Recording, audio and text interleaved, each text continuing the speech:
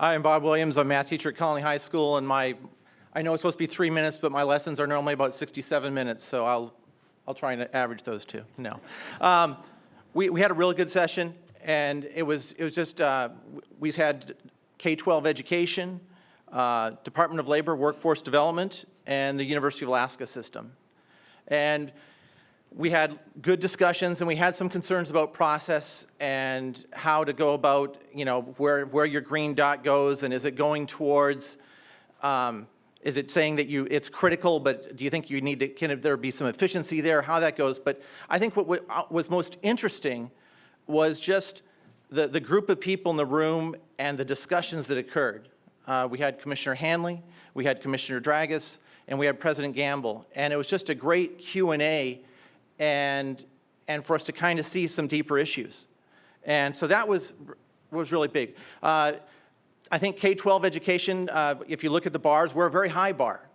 And we are a constitutionally mandated, one of the most important things we do at the state is educate 130,000 Alaska students that are our children, our grandchildren, and that are crucial to the future of Alaska. And so within those discussions, we had conversations. We had a couple things that came up was that feeling we don't want to panic. We don't want to be like a farmer that feels a little crisis and we decide not to buy seed potatoes, because basically education and training is an investment in our future. We also, I think we did a lot of learning. A lot of times when we looked at stuff, we looked at what's this all else category? Who is all else, and is he living a lavish lifestyle somewhere?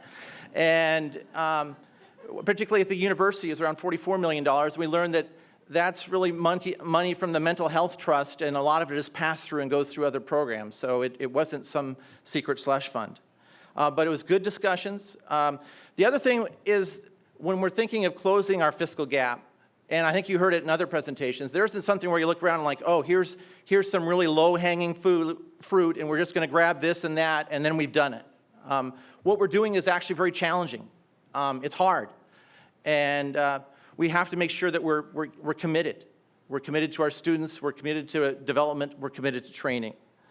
I was also asked to stress that, particularly in education, where we're used to seeing money compounding, but also education is compounding.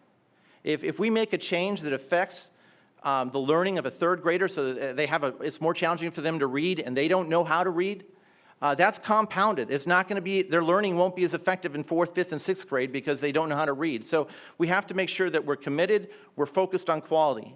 I think another thing that came out is when looking for efficiencies, and we did see some possibilities from some areas for possibly some collaboration and coordination with technical education and workforce development, but there's already quite a bit of discussion on those topics where the university is looking at that,